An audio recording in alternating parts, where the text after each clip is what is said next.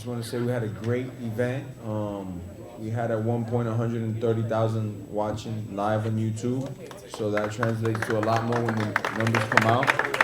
I think we sold about 3,300 tickets in total. That's what the attendance was. From top to bottom, the fights were amazing. 5,600, I'm sorry about that. Don't fire me, please. We did great tonight. We had great fights from top to bottom. First time we saw our boy Reggie over here go 3 rounds. He's looked fucking great. Definitely improving every day. So we got some bonuses. We got 2 fighters tonight. Racket and Joe the Party got fight of the night, 5,000 each. But there was another fight of the night. They were like, man, this was fucking insane. That was my man up here, Anthony Njukwani. That was insane. We'll be giving out $2,000 for that one each to each competitor. And finish of the night, this motherfucker's so fast, bro. I can't believe he fights at 185. This guy's a fucking speed demon, man. Joel Bauman with the finish of the night. That was an impressive finish over a very fucking tough, crafty veteran. We're fucking happy, man. From top to bottom, these fights were amazing. Wait up, before we go any further, Joel says he wants to fight October. It's going to be a problem, so. I'm going to be the first Bareknuckle MMA world champion. Make it happen, D. I ain't telling this dude no, bro. Make it happen.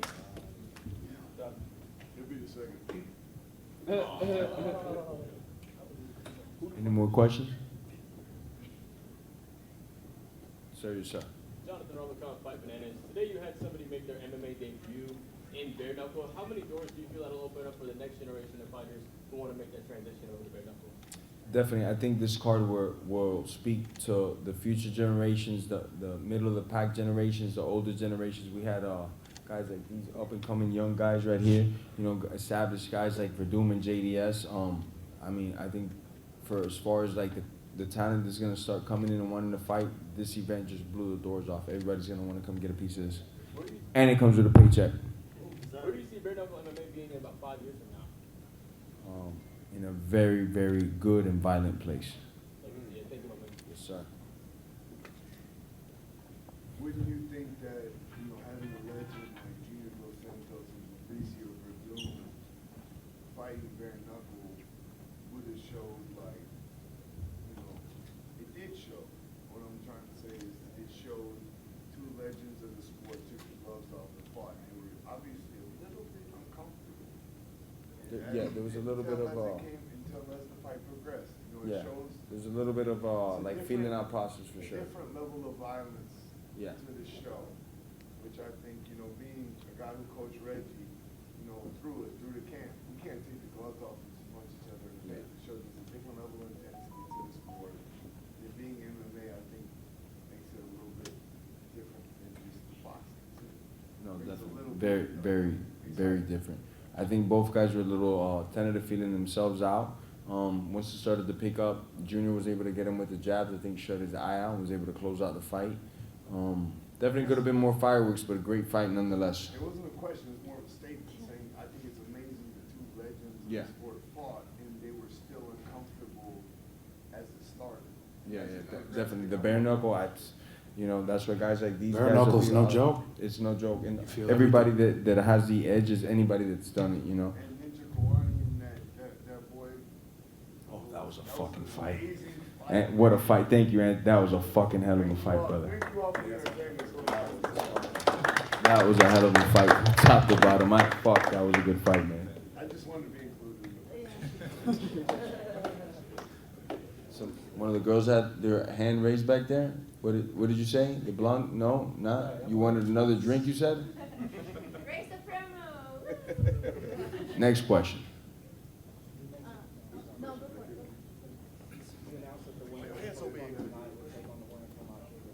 Yes, sir. I think Alan Belcher or Roy Nelson with JDS is going to be fight of the night. It's going to be that type of heat. Both of them are kind of pressure fighters. Alan moves a lot more, but Roy's he's coming forward and fucking creating action the whole time. It's a fucking movie when Roy fights. Put him in there with JDS, it's going to be fireworks.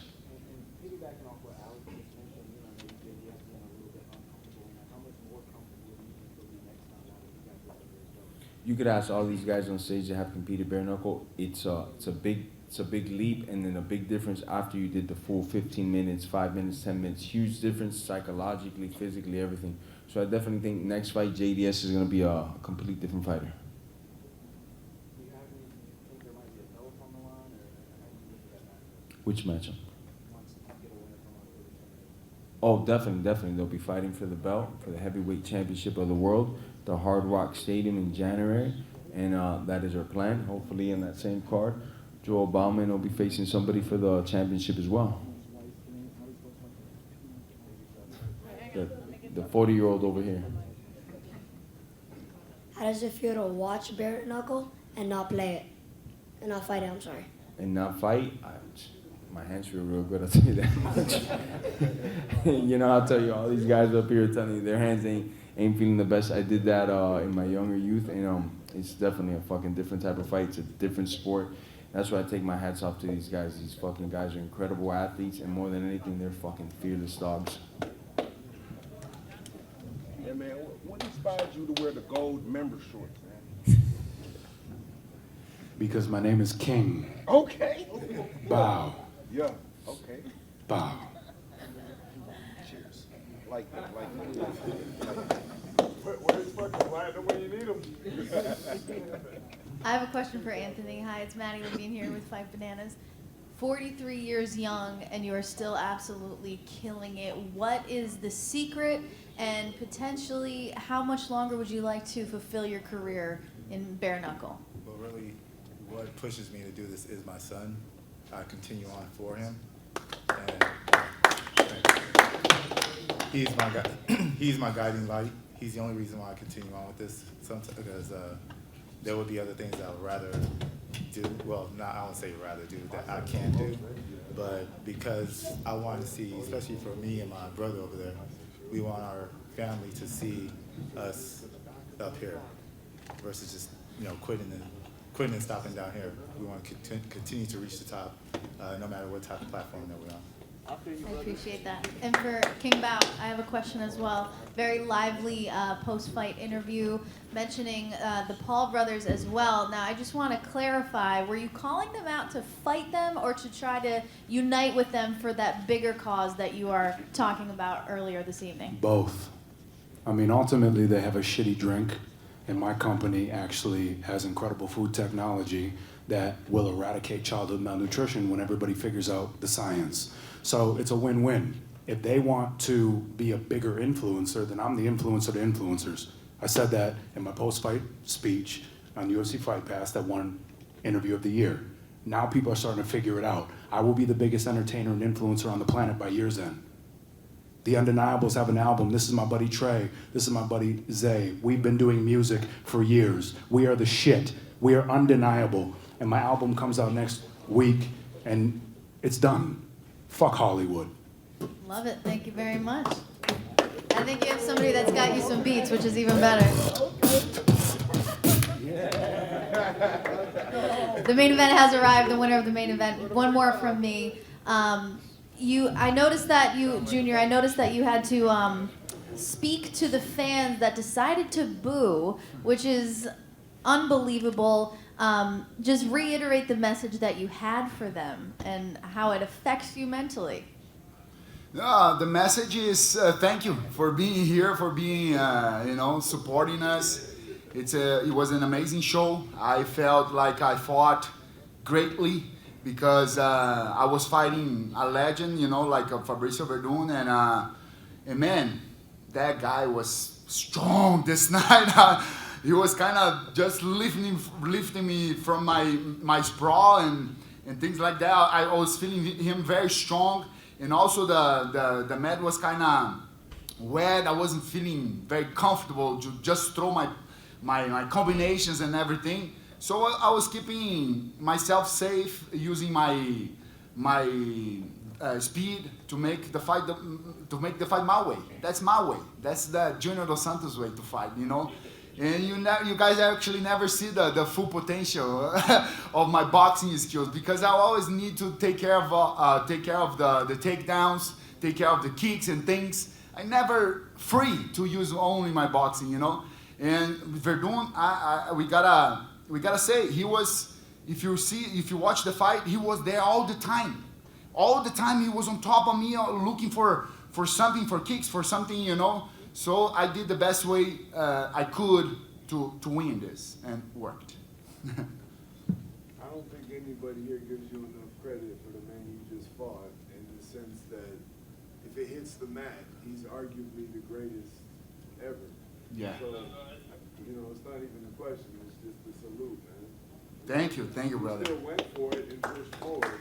Yeah, and yeah, that's another point, important point to that you just said. He was there. The single leg of last double, Yeah. you hit the mat, you flat on your back, just fucking Fabricio Werdum, bro. Yeah, and he was so strong. I was feeling him strong, and I said, my gosh, I cannot I gotta avoid this, you know, especially because it's him. You know, like you said, maybe the greatest heavyweight to ever represent jiu-jitsu in MMA sports ever. So yeah, he did. He was there, and but we were on the point. Got 1 second real quick. Got some bonuses to give out. I don't want to keep these guys up here too long before they beat me up. Joel Bauman, $2,000 extra for that great knockout, man. We're working on these bonuses, you know, trying to get them a little bigger every time. My boy Anthony, I've been watching him for a minute now since the WEC days. Another $2,000, man. Great fucking fight, brother. I don't think these individuals are here. They're in the hospital. Brandon Jenkins, Jory Rackett. Where's Reggie's opponent? Reggie's opponent in the hospital too. Reggie's opponent is in the hospital. Man. Oh, snap. Joan Penafield's also in the hospital. We got about 3 guys right now in the hospital getting checked up, making sure they're good. The rumors say 5 guys. Maybe 4. Yes, sir. Right here. Dave's the man. Dave's got to go first. My question's for Jorge. How did it make you feel that Joe Rogan, Ariel Helwani, 2 big names in the industry, tweeted about your Bareknuckle MMA company tonight? It's amazing because they've always talked about the closest thing to combat, the realest form of combat. So when you take those gloves up and just wrap the hands up and let these dogs go, you know. So I definitely feel we hit their mile markers. I got to talk to Joe throughout the show. He said he loved it. He was watching every second of it.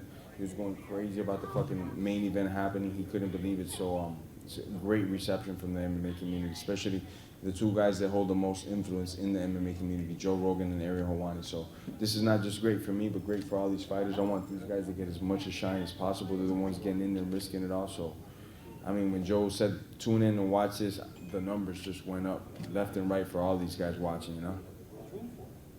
Got a question for Reggie. So you're, despite being 3rd fight of the night, you have one of the biggest pops from the crowd. So what does it mean to have that kind of support, you know, being relatively young in your MMA career? And, you know, yeah, we heard a lot of that in there, a lot of Duvals. Just talk to the crowd, man, and tell us how that felt. Yeah, man. It felt amazing, you know, being here in Jacksonville.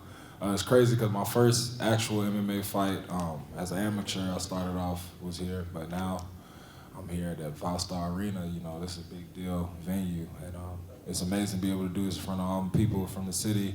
And, you know, a lot of people grew up watching me grow up around here and watch me playing ball, you know, throughout the years. And now they finally get to see me do this in front of everybody live. So it was a special moment. I definitely felt the energy from the crowd, you know, as the fight went on and everybody was cheering me on and stuff. It definitely had me booted up for sure.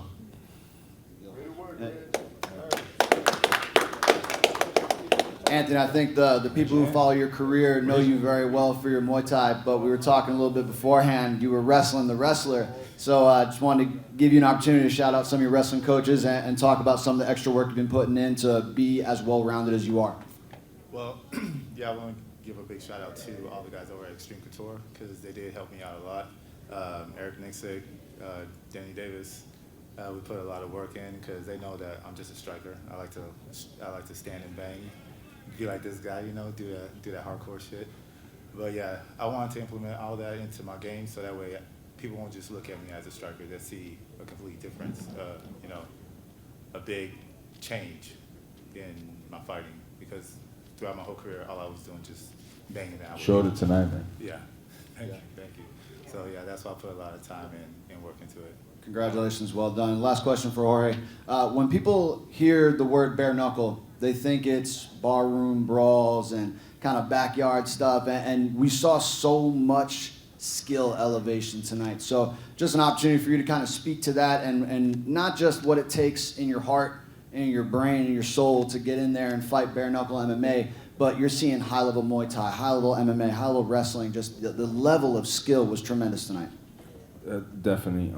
We're not trying to recruit guys that could win a tough man contest or the weekend warriors that you know are getting drunk. I'm trying to recruit the best athletes that possibly can and bring them to fight bare knuckle. You know, young guys like Joel, he fought under a promotion way back then. He fought on their first or second show. You know, first show ever. You know, and it's fucking like an honor to have guys like these. Same thing as Reggie. You know, and then we have a ex-world champion, one of the greatest heavyweights fighting here. I mean, the skill level is always gonna be through the roof. We're never gonna get some taxi cab driver from some third world country. It's always gonna be the best guys that I could find and fight the best guys that I could find.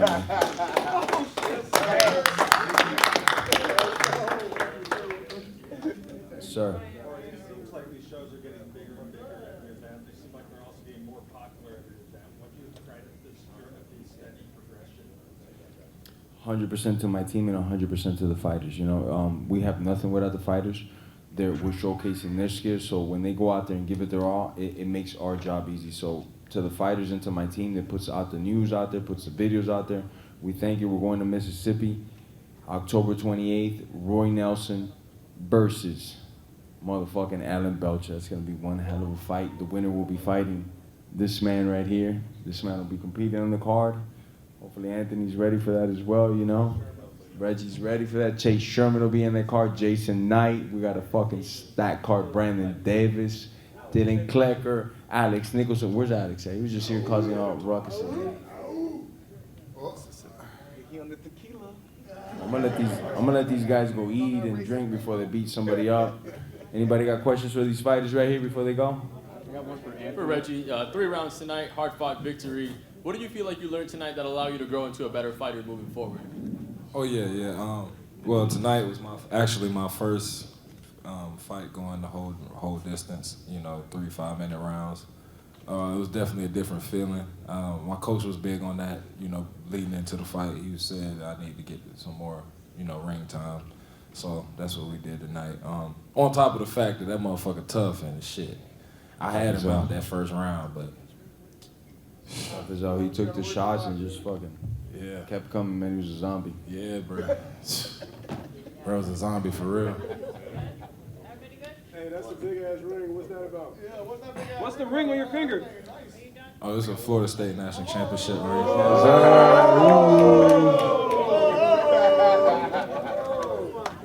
The nose, maybe. No nation.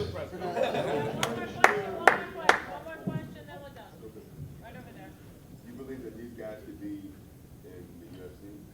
Definitely. I mean, I know my boys done it before in the past already. That haven't.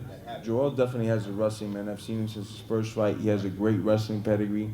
The grappling is there, but he doesn't like to use it, you know. So he could go with these good wrestlers and fucking hold his own, because he'll be able to stuff their takedowns, or if he gets taken down, get back up, you know. Someone like you who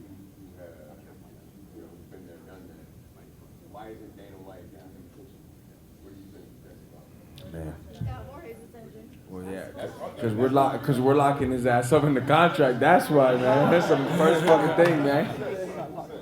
Now, we found this guy a minute ago, man, and since we found him, we've been very, very high on him. So, Dana, you know, I mean, I got a contract. We're gonna have a contract with this individual, so Dana can't have this guy, man. Okay, thanks. Let me do a quick photo. You guys want to get out?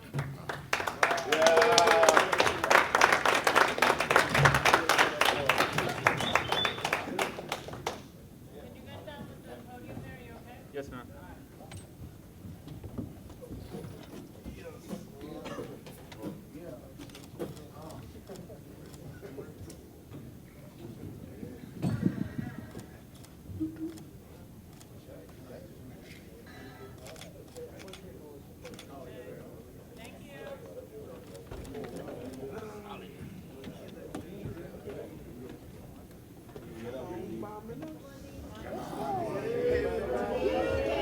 Don't shine.